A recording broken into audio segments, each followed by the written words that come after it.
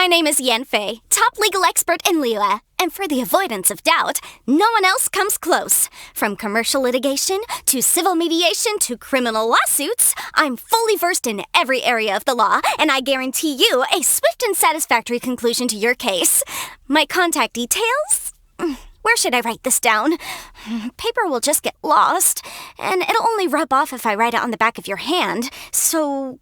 Aha! I know! I'll just write it here on the close of this... whatever this thing is that follows you around. I'll remind you again. The law can be both a help and a hindrance.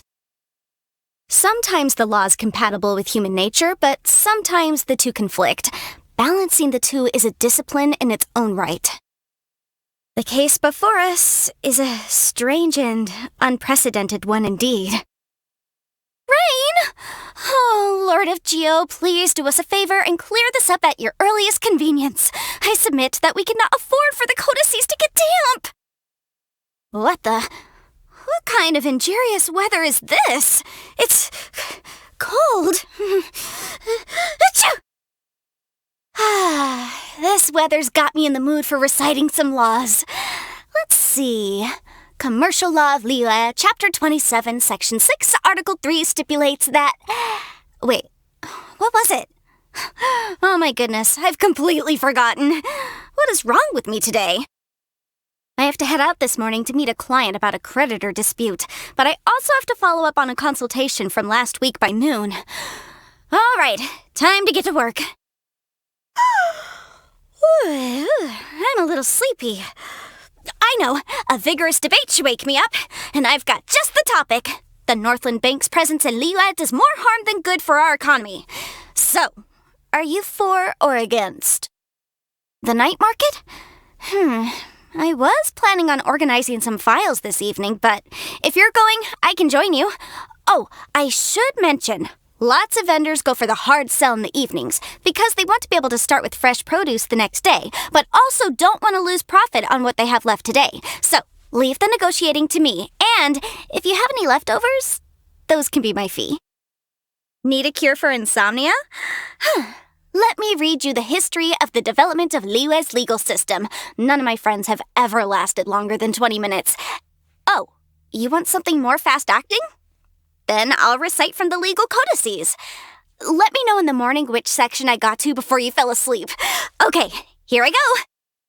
You think I come across as quite imposing when I'm reading through case files? Well, that's only when I'm in work mode. It's like I have an invisible switch. Flick it one way and I'm in normal mode. Flick it the other way and I switch to work mode. Surely you must have a switch like that too. Civil cases are the ones I dread the most. Divorces, custody disputes. It's a thankless task trying to unpack these kinds of cases with logic and reason. You have to be kind, courteous, and patient with your clients, even though half the time they are completely incapable of participating in a constructive discussion. I know I advertise myself as being fully versed in every area of the law, but honestly, if it were up to me, I'd rather everyone could just get along so we wouldn't have so many of these cases.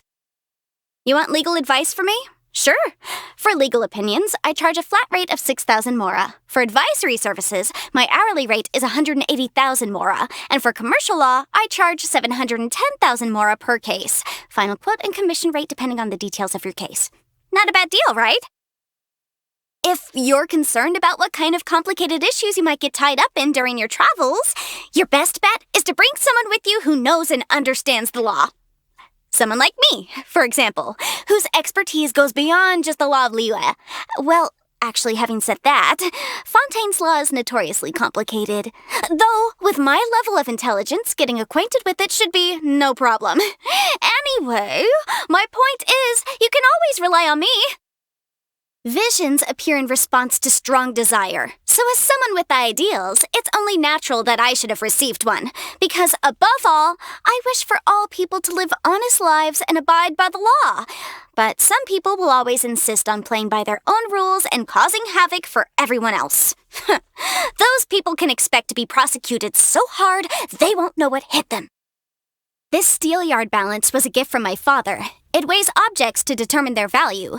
I usually use mora for the weight, but it can only give the original price. For example, 1,000 years ago, Liyue was covered in glaze lilies, and they weren't worth anything in monetary terms. Then, when they suddenly declined a number, the price shot up in response, but the value shown by the steel yard wasn't updated. It still shows them as their original value. In other words, dirt cheap. So, most of the time, this isn't a very useful tool for work purposes. Huh? You want to try weighing something? How about we could weigh your little friend here? Will that do? I have a self-defense method that I call Wrath of the Flame, based on a punishment called the Wrath of the Rock, which is detailed in the ancient work, The Comprehensive Compendium of Liyue Law. The Lord of Geo is the god of contracts, and contracts, too, can be seen as a way of restraining people. Ergo, Liyue Harbor has been the city of contracts since time immemorial. The Historia Naturalis Liyue has an entry about a waterborne plant called the horsetail. It claims that the horsetail is a medicinal herb that stands alone on the banks of Dihua Marsh. Its color is that of the clouds at sunset. Apparently, if you grind it into a powder and mix it into your ink, it makes your writing water-resistant. But it's a shame. I've been to Dihua Marsh at least 100 times, and each time I end up with baskets and baskets of the common purple variety, but not a single one of the kind that the book describes. I heard that little herb gatherer has written out a whole set of behavioral rules for herself.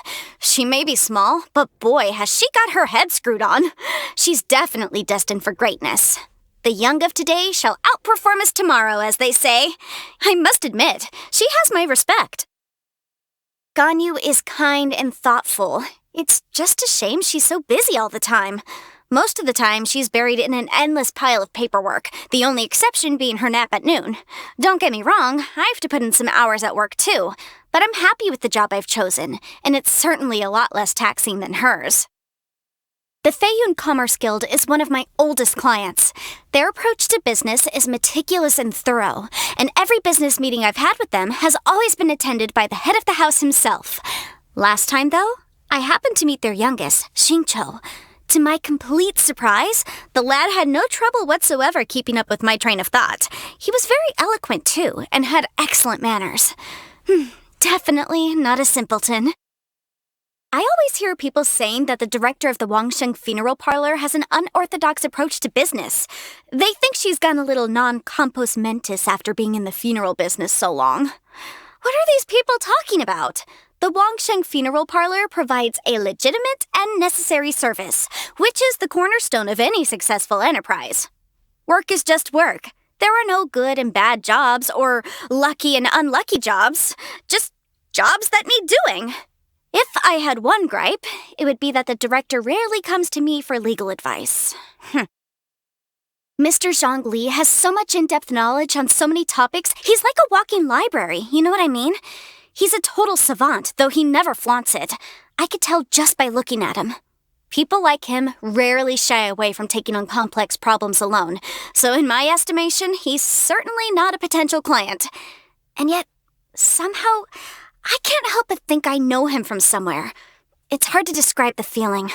I asked my father about it, and he just said something to the effect of he didn't know either, though he seemed a little evasive. It was so strange. Anyway, makes me wonder if my father is hiding something from me. All right then. If he won't tell me what's going on, I'll just have to find out for myself. You must have heard of the Tianquan Ningguang. She's the highest authority where the law is concerned, and often makes amendments to the legal codices. Every round of additions, retractions, and revisions generates mountains of material. Why, the latest edition of the legal codices contained 3 new laws, 121 revised legal annotations, and an array of new legal precedents. Archons know how long it's going to take me to commit them to memory. Still, she's a businesswoman at heart. I'm not about to let her beat me when it comes to the law. Once I finish memorizing these, I need to step up my productivity. The Yuheng doesn't deal with matters of the law, and thank goodness. Knowing Kuching's attitude toward work and ruthless efficiency, I'd end up losing a lot of work. Although, no, surely it wouldn't come to that. She's a stickler for doing things the right way. No doubt she'd offend people. But if she had someone like me as her legal assistant, No way. Why should an eminent legal expert such as myself be relegated to the role of assistant? If she needs legal counsel, she can come and find me. Eula saved me once, and we've kept up correspondence ever since. She's very familiar with the Knights of Favonius' legislation, but has never been one to be bound by convention. She uses cunning logic to deal with problems flexibly. Perhaps the reason we get along so easily is that I'm a similar type myself. Still, I'll never acquire that carefree spirit of hers. We are in very different professions after all. A client? Very pleased to meet you. Here's my card. I'm afraid I can't leave my desk today. If it's a dispute we're dealing with, then please bring the relevant parties here to see me.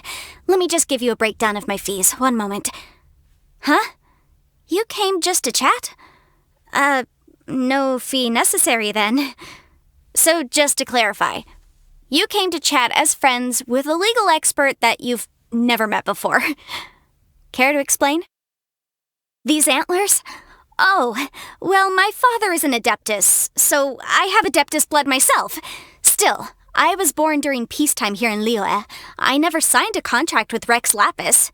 Naturally, I don't have to concern myself with Adeptal affairs. I'm free to focus on the life I want to live. Works for me. Contracts of that magnitude, lifelong commitments? I've only ever signed one with my father.